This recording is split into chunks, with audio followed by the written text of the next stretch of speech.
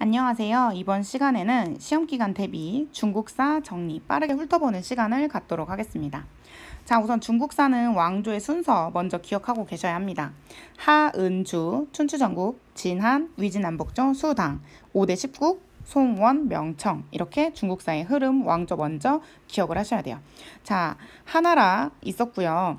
하나라라고 하는 나라는 역사의 기록에는 남아있지만 현재 유물을 찾을 수가 없습니다. 그렇기 때문에 아직 전설 속의 왕조로 남아있고요. 그 다음은 은나라가 있었습니다. 그리고 주나라가 있었고요. 이 주나라를 분열시킨 것이 바로 춘추전국 시대가 되겠습니다. 이 춘추전국 시대의 분열의 시기가 있고요. 그리고 나서 진나라가 최초의 통일을 하게 됩니다. 자, 선생님이 이거를 1차 통일이라고 불러볼게요. 그리고 나서 진나라는 급격하게 빠르게 멸망하게 되고요. 한나라가 통일을 하게 됩니다. 이걸 바로 2차 통일이라고 하겠습니다. 자, 1차 통일과 2차 통일의 차이는요. 1차 통일, 이 분열된 시기를 처음으로 통일을 했으나 그 왕조가 빨리 멸망한 왕조로 기억하면 되겠습니다. 자, 2차 통일의 국가는요. 이 1차 통일의 한 국가를 다시 한번 본받아서 그들의 문화적인, 정치적인 발전상을 따가면서도 통일을 한 왕조로서 되게 오래도록 지속되고 번영을 누린 국가라고 기억을 하시면 돼요. 자, 근데 이 반복의 역사가 한 번 더 일어납니다. 위진남북조 시기, 분열의 시기가 한 번 더 오게 되고요. 1차 통일의 국가 수나라가 통일을 하게 됩니다. 수나라도요. 1차 통일이라고 했죠. 빠르게 수나라는 멸망을 해요. 그리고 나서 2차 통일의 국가 당나라가 다시 한번 생깁니다. 2차 통일의 국가답게 당나라는 국제무역으로 번성하게 되는 큰 국가로 보시면 되겠습니다. 자, 이렇게 통일된 모습으로 비슷한 모습 나타나는 거 기억하시면 외우기 쉽겠죠. 그리고 나서 당나라는 다시 한번 분열의 시기를 겪게 되는데요. 그게 바로 5대 10국의 시기입니다. 여기서부터는 조금 다른 반복의 패턴이 나타나요. 바로 송, 원, 명, 청인데요. 송나라는 한족이 세운 한족의 국가입니다. 원나라는요. 북방 유목민족이 세운 국가고요. 명나라는 똑같이 한번 한족의 국가, 청나라는 다시 한번 북방 유목민족이 세운 국가라고 기억을 하시면 되겠습니다. 이렇게 두 개씩 끊어서 암기를 하시면 뭔가 반복되는 면이 있기 때문에 그냥 외우시는 것보다는 더 기억에 잘 남게 외우실 수 있을 거예요. 자, 그러면 중국사 왕조 순서를 외웠고요. 그러면 하나씩 뜯어보도록 하겠습니다. 첫 번째, 상나라입니다. 상나라는요. 최초의 왕조로 알려져 있죠. 이 상나라에서는 갑골문자라고 하는 거북이 등껍질에 썼던 글자를 사용했습니다. 이것이 바로 지금 한자의 기원이 되었다고 하죠. 이 상나라는요. 신정정치라고 해서 신이 정치하는 모습을 보여줬어요. 신이 어떻게 정치를 하냐? 신이 직접 와서 정치를 하는 게 아니고요. 이 갑골이 부서진 모습을 보고 거기에 따라서 정치를 했습니다. 왕이 그것을 보고 이거는 이 점괘는 이렇게 된 점괘야 라고 이야기하면 그게 바로 정치가 되는 거였죠. 제정일치라고 하는 것은 제사장과 왕이 한 명이라고 하는 것입니다. 그게 바로 상나라, 은나라의 특징이었어요. 이 은나라에서는요. 태음력을 사용했는데요. 그 달력을 은력이라고 했습니다. 순장의 풍습의 모습도 볼 수 있는데 순장이라고 하는 것은 왕이 죽었습니다. 그러면 왕이 살아생전에 사용하던 물건들 그리고 왕을 도왔던 왕의 신하들 이런 사람들까지 같이 매장하는 것을 순장이라고 합니다. 상나라 때는요. 청동 무기를 사용했고요. 청동 제사 도구도 사용했습니다. 수도는 은허라고 해서 선생님 표시해 뒀는데요. 은나라의 유적지가 남아있는 곳이라고 기억을 하시면 되겠습니다. 자, 그 다음은 바로 주나라입니다. 자, 이 주나라부터가 본격적인 중국사 왕조에서 시험거리가 많이 나오는 부분이죠. 주나라에서는 가장 잘 기억해야 되는 것이 바로 빨간 글씨로 되어 있는 혈연적인 봉건제를 사용했다는 것입니다. 자, 봉건제가 뭐였죠? 왕이 제후에게 토지를 줍니다. 이 토지를 주고 나서 제후는 그 지역을 다스릴 수 있는 권한을 가지게 돼요. 그 지역에서만큼은 왕이 되는 거라고 볼 수 있겠어요. 자, 그러면 이 제후는요. 이 왕이 토지를 줬기 때문에 뭔가 대가를 줘야겠죠. 바로 그 지역에 세금을 바치고요. 특산물을 바치게 되는 게 바로 봉건제입니다. 그런데 이 봉건제가요. 중국에서도 시행됐지만 서양에서도 시행이 됐습니다. 중국의 봉건제는요. 이 왕과 제후의 관계가 바로 혈연으로 이루어졌습니다. 그래서 혈연적인 봉건제였어요. 그렇다면 서양의 봉건제랑 비교해 봤을 때 서양은 이 봉건제를 혈연이 아닌 다른 걸로 했겠죠. 바로 계약입니다. 계약. 이 계약은요. 쌍무적인 계약이라고 해서 왕과 제후 이 둘 중에 한 명이라도 이 계약을 파기하고 싶으면 파기가 되는 봉건제였다고 기억을 하시면 되겠습니다. 자, 주나라에서 가장 중요한 거 이 봉건제였고요. 그리고 나서 더 기억해야 될 부분은 바로 천명사상. 하늘에서 우리 나라를 다스리고 있다. 하늘에서 우리 왕에게 이런 뜻을 주셨다. 그래서 이 나라를 만든 것이고 이렇게 통치를 하고 있다. 라는 사상을 가지고 있었고요. 종법 질서라고 하는 봉건제에서 땅을 줄 때 사용했던 질서라고 기억을 하시면 되겠습니다. 덕치주의라고 하는 것은 왕이 덕이 있는 사람이 나라를 다스렸다. 그것이 바로 주나라다라고 기억을 하시면 되겠습니다. 주나라의 수도는 호경이었고요. 이 호경에서 수도를 낙양으로 천도하게 됩니다. 그때부터를 동주라고 부르는데요. 이 동주부터의 시기가 바로 춘추전국시대입니다. 춘추전국시대는요. 춘추전국시대가 뭐예요? 라고 물어보는 친구들이 있는데 춘추시대와 전국시대를 합쳐서 부르는 말이라고 기억하시면 되겠습니다. 자, 여기 지도라고 표시가 되어 있어요. 지도를 꼭 한 번씩 보라는 뜻입니다. 춘추전국시대의 지도를 보시면요. 춘추 5패 그리고 전국 7웅의 나라가 있습니다. 이렇게 많은 다양한 국가로 나누어졌던 시기이기 때문에 분열의 시기라고 불러요. 이 춘추전국시대의 가장 큰 특징은요. 바로 철기가 보급되었다는 것입니다. 철제 농기구를 만들었어요. 그래서 이 철제 농기구를 사용하니까 농업 생산력이 올라갔고요. 철제 무기를 사용했기 때문에 전쟁의 규모도 더욱더 확대된 모습을 보여줍니다. 이 춘추전국시대에는요. 분열된 이 넓은 땅들을 통일하기 위해서 똑똑한 사람들, 인재를 등용하고자 했습니다. 신분에 따라서 인재를 등용한 게 아니고요. 유능한 인재라면 누구나 다 등용을 할 수 있었습니다. 그래서 이 과정에서 제자백가라고 하는 유능한 인재 등이 자신의 팔을 만들었다고 기억을 하시면 되겠어요. 이 중에 유가, 도가, 묵가, 법가 등이 있었는데요. 각각의 특징이 다 있었습니다. 이 특징을 다 기억하고 계셔야 해요. 한 번씩 암기한 거 생각을 해보시면서 춘추전국시대를 정리하시면 되겠습니다. 자, 그러면 그 다음으로 진나라로 넘어갑니다. 진나라는요. 이제 분열되었던 국가를 통일한 최초의 통일 국가입니다. 이 진나라에서는요. 진시황이라고 하는 사람이 있었어요. 이 원래 전에는 황제라는 이름을 쓰지 않았는데 이제부터 황제라는 이름을 썼습니다. 그래서 진나라에서 황제를 처음으로 시작한 사람이란 뜻으로 진시황이라고 불러요. 황제라는 호칭을 사용했고요. 통일 국가답게 중앙 집권적인 정책을 실시하게 됩니다. 전국을 군과 현으로 나누게 되는데 36개의 군이 있었다는 게 바로 이 진나라의 모습이에요. 자, 그리고 여러 분열되어 있던 국가들을 통일하면서 여러 가지 나라를 다스리기 쉽게 통일을 하게 되는데요. 화폐를 통일하고요. 도량형을 통일합니다. 그리고 문자와 수레바퀴의 포까지 통일을 하게 되는 모습을 보여줍니다. 자, 그리고 진나라 때는요. 중요한 사실이 있으니 바로 이 춘추전국시대의 법가가 바로 진나라를 통일하는 데 가장 큰 힘이 되었다는 것입니다. 이 법가를 기억하시면 되겠어요. 자, 그리고 분서갱유라고 하는 사건이 있습니다.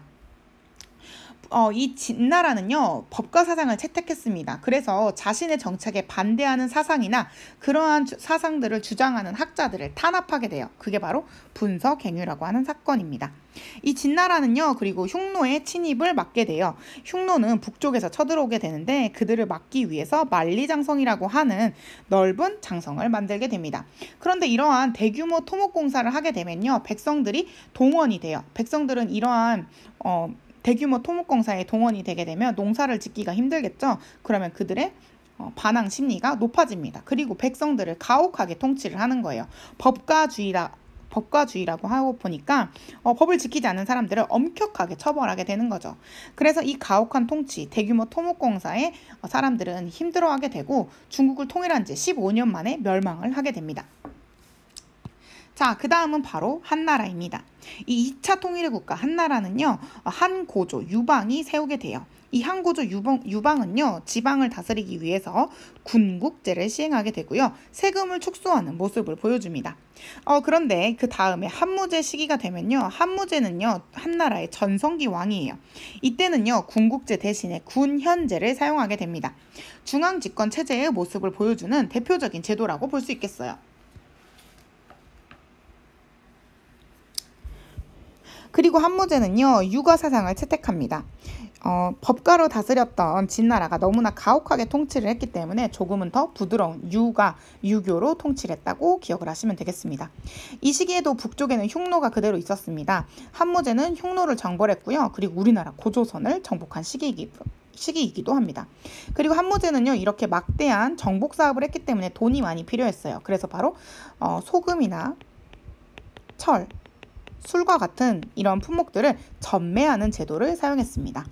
그 다음에 바로 왕망의 신나라가 있었고요. 그리고 나서 다시 광무제라는 사람이 한나라를 세우게 되는데 그게 바로 후한이다 라고 기억하시면 되겠습니다.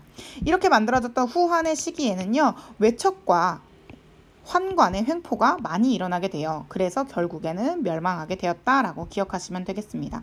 이 외척과 환관의 횡포 그리고 마지막 결정적인 계기가 바로 황건적의 난이다라고 기억하시면 되겠어요.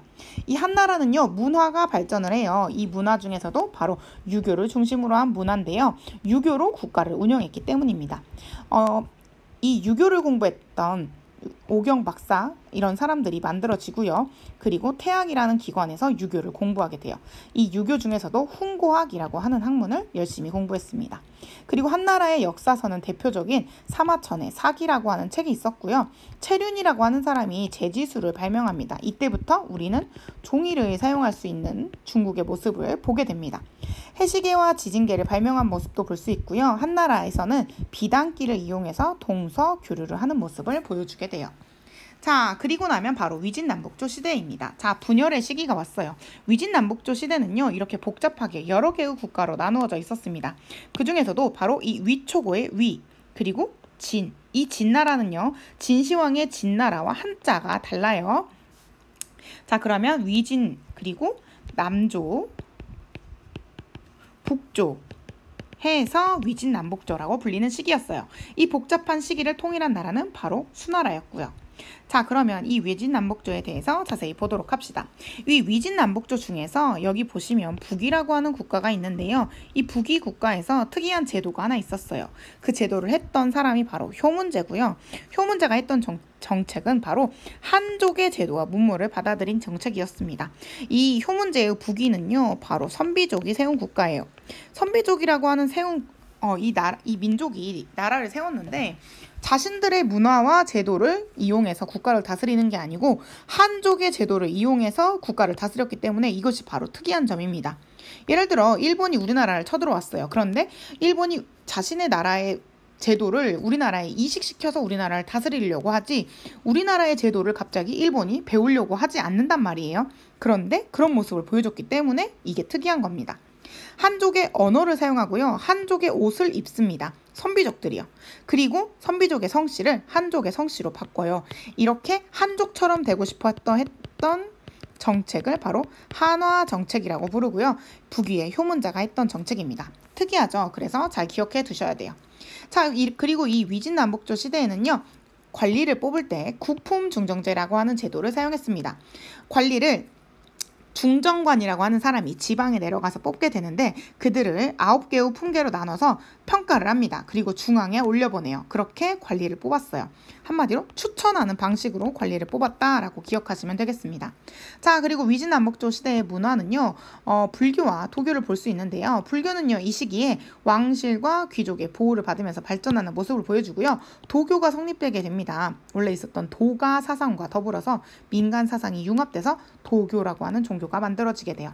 그리고 특히 남조에서는 이 두 가지를 기억하셔야 되는데요. 청담 사상이라고 하는 사상이 유행합니다. 청담 사상은 개인의 자유로운 삶을 추구하는 사상이었어요. 그리고 남조에서는 화려한 귀족 문화가 꽃을 피우게 되는데요. 시에서는 도연명이, 그림에서는 고개지, 그리고 글씨에서는 왕희지가 이름을 날리게 됩니다. 자, 그리고 1차 통일의 국가, 이 바로 수나라가 되겠습니다. 위진남북조 시기에 이 분열의 시기를 통일한 게 바로 이 수나라입니다. 수나라는요, 수문제와 수양제 두 왕만 있고 나서 이 두 황제를 지나고 나서 바로 멸망을 하게 돼요. 여기 수나라에서는요, 대운하 지도를 꼭 체크하시고요. 자, 그럼 수나라의 문제부터 보겠습니다. 수나라의 문제는요, 토지제도와 군사제도를 정비합니다. 그리고 국가의 재정과 군사력을 강화시키면서 나라를 점점 부강하게 만들려고 했어요. 그리고 문벌 귀족의 관직 독점을 방지하고 왕권을 강화시키기 위해서 과거제라고 하는 시험을 도입합니다. 이 과거제가 시험 봐서 관리가 되는 제도라고 기억하시면 돼요. 자, 그리고 나서 들어서게 되는 수양제는요, 대운하를 만듭니다. 자, 나라의 토지제도도 잘 만들었고 군사제도도 잘 만들었고 국가재정도 확보했고 군사력도 강화했으니까 자, 이제 경제력을 확장시키려고 한 거예요. 화북지방과 강남지방을 연결시켜서 더욱더 잘 살아보려고 대운하를 만든 겁니다. 하지만 진나라 기억하시죠? 이러한 대규모 토목공사를 하게 되면요, 백성들의 불만이 높아집니다. 그리고 이런 백성들의 불만은 반란으로 이어지게 되죠. 그리고 고구려 원정을 했던 것이 바로 이 수나라인데요. 이 고구려 원정 어떻습니까? 우리나라 고구려가 잘 막연하게 되고요. 이 고구려의 원정이 수나라에게서는 실패로 돌아가게 되죠. 그리고 반란이 일어나게 되고 수나라는 멸망하게 되겠습니다. 자, 빠르게 멸망한 수나라는요, 이 완벽한 제도들, 정말 좋은 제도들이었어요. 이 제도들을 당나라에서 흡수합니다. 그리고 당나라에서 그 제도를 본받아서 널리 잘 사용하게 되는 거죠. 이 당나라는요, 넓어진 영토를 잘 다스리기 위해서 중앙에서는 삼성육부라고 하는 관청을 만들게 됩니다. 그리고 지방에서는 주현으로 나누어서 지방을 다스리려고 하게 되죠. 당나라 시기에 가면요, 귀족적이고 국제적인 문화가 나타나는 게 특징이에요. 시에서는 이백과 두보, 그리고 그림에서는 왕유가 산수화를 너무 잘 그렸다고 하고요. 글씨는 구양순이 정말 잘 썼다고 합니다. 이러한 모습은요, 여기 보이는 위진남북조의 모습과 비교해서 암기를 꼼꼼하게 해두셔야 헷갈리지 않습니다. 그래서 잘 기억해 두시고요. 국제적인 모습을 볼 수 있는 당나라에서는 여러 종교들이 많이 들어왔다는 점, 조로아스터교, 네스토리우스교, 이런 종교들을 기억하시고 있으시죠? 자, 그리고 당삼체라고 하는 모습까지 기억을 하시면 되겠습니다. 자, 그리고 당나라에서는요, 수나라의 과거제를 본받아서 과거를 통해 관리를 등용합니다. 그래서 그 과거 시험을 공부할 책들이 필요했다고 기억을 하시면 돼요. 그 책이 바로 오경정이입니다. 훈고학을 집대성했던 책이에요. 그리고 당나라에서는 불교의 현장법사가 유명했고요. 도교는 왕실의 보호를 받으면서 발전했다. 이 내용이 핵심이기 때문에 또 기억을 하시면 되겠습니다. 자, 그리고 당나라에서는 이 제도들이 중요해요. 토지제도에서는 균전제, 세금에서는 조용조, 군사에서는 부병제라고 하는 제도가 중요합니다. 균전제라고 하는 것은요, 토지를 고르게 나누어 준 제도고요. 세금은 자, 토지를 너네가 균등하게 나누어서 받았으니 그 땅에 대한 대가로 세금을 내라 라고 하는 조, 용, 조의 세 가지 세금이라고 기억하시면 되겠습니다. 군사는요, 부병제를 사용했는데요. 이 부병제는요, 일반 농민들이 평소에는 농사를 짓습니다. 그러다가 전쟁이 일어나면요, 바로 병사, 군인으로 바뀌는 게 바로 부병제라고 기억하시면 돼요. 이러한 제도는요, 안사의 난이라고 하는 난을 거치면서 균전제는 창원제로, 조용조는 양세법으로, 부병제는 모병제로 바뀌게 됩니다. 안사의 난이 얼마나 큰 난이었길래 이렇게 제도가 바뀌었을까라고 기억을 하시면 되겠어요. 자, 그러면 당나라의 모습을 이렇게 표로 한번 표시해 보았습니다. 다시 한번 정리를 해볼게요. 당나라는요, 당고조 이연이라는 사람이 만들었습니다. 그리고 당태종 시기에 가면요, 중앙아시아와 돌궐을 정복하고요, 율령체제를 만들게 되는 모습을 보여줍니다. 그리고 당고종 시기에 가면요, 나당연합군이다 라고 하는 거를 만들어요. 나당연합군이 뭐였죠? 신라가 당나라와 손을 잡고요, 백제와 고구려를 물리쳤습니다. 그때 바로 나당연합군이 당나라의 당고종 시기라고 기억을 하시면 되겠어요. 그리고 당나라 현종 시기에 가면요, 당나라는 정말 잘 나갑니다. 이때 당나라가 당태종 시기와 더불어서 당나라 시기에 절정을 이루는 시기예요. 이 시기 당현종 시기에 756년까지인데요. 이때 바로 있었던 전투가 탈라스 전투입니다. 자, 탈라스 전투 누구와 싸웠어요? 아바스 왕조와 싸웠던 전투라고 기억을 하시면 되겠습니다. 자, 그리고요, 안사의 난, 아까 봤던 안사의 난이 일어납니다. 그리고 황소의 난과 추전충의 난을 더불어서 이제 당나라는 결국 멸망의 길을 가게 돼요. 이렇게 멸망의 길을 가게 되는 거에 큰 몫을 했던 것이 바로 절도사입니다. 지방을 다스려라, 지방 변방에서 우리 나라를 지켜라 라고 힘을 주었던 군사 세력인 절도사 세력이 나중에 힘이 강해지면서 이렇게 난을 일으킨 거라고 기억을 하시면 되겠어요. 자, 그 다음에 송나라로 넘어갑니다. 송나라 전에 분열의 시기가 하나 있다고 했어요. 그 시기가 바로 5대 19개 분열의 시기입니다. 이 분열의 시기 이후에 한나라, 한족의 민족들이 송나라를 세우게 돼요. 그 중에서도 절도사 세력이었던 바로 조광윤이라고 하는 사람이 송나라를 세우게 돼요. 그래서 송태조라고 불리게 되죠. 이 조광윤은요, 역사 공부를 열심히 한 사람이었습니다. 자기가 절도사였어요. 군인 세력. 절도사로서 힘을 세워서 송나라를 일으켰기 때문에 절도사 세력을 그대로 두면 어떻게 될까요? 또 절도사 세력이 힘을 키워서 이 송나라를 없애버리겠죠. 자, 그래서 이 절도사 세력이라고 하는 군인, 바로 무인 세력들을 억압하기 시작합니다. 그리고 반대로 문인 세력들을 등용해서 문인 위주의 정책을 하게 돼요. 그게 바로 문치주의 정책입니다. 송나라에서 가장 중요한 정책이라고 기억을 하시면 되겠어요. 자, 이 송나라의 태조 조광윤은요, 중앙군을 강화시킵니다. 그러니까 군대는요, 자기 밑에만 두겠다는 거예요. 황제에 직속시켜요. 그리고 황제가 군사권을 전부 장악하는 모습을 보여줍니다. 그리고 과거제도를 개혁하게 되는데요. 과거제, 시험을 봐서 관리가 되는 제도라고 했습니다. 그런데 이 시험을 직접 황제가 마지막 시험을 주관하게 돼요. 그래서 황제의 권한을 더욱더 강화시키는 모습으로 이 과거제를 이용하게 된다고 기억을 하시면 되겠어요. 자, 그럼 가장 중요하다고 했던 문치주의. 이 문치주의 때문에 바로 송나라가 흔들리게 됩니다. 송나라가 있어요. 그러면 꼭 지도를 체크해 보세요. 그러면 위에 북방 유목 민족이 있습니다. 이 북방 유목 민족이 송나라를 쳐들어올까요? 안 쳐들어올까요? 쳐들어오겠죠. 그런데 이 송나라는 무인 세력들을 양성하지 않았습니다. 조금의 중앙군을 만들긴 하는데 황제의 직속에 있으면서 이 북방 유목 민족들을 다 막아내기엔 역부족인 거죠. 자, 그러면 이 송나라는 나라를 지키기 위해서 어떻게 해야 될까요? 바로 비단이나 이러한 물건들을 주면서 송나라에 쳐들어왔을 때 이 북방 유목 민족들을 달래서 다시 북방으로 보내는 거예요. 그걸 바로 세패라고 하는데, 이러한 정책을 이용해서 송나라의 군사력을 지키려고 하는 겁니다.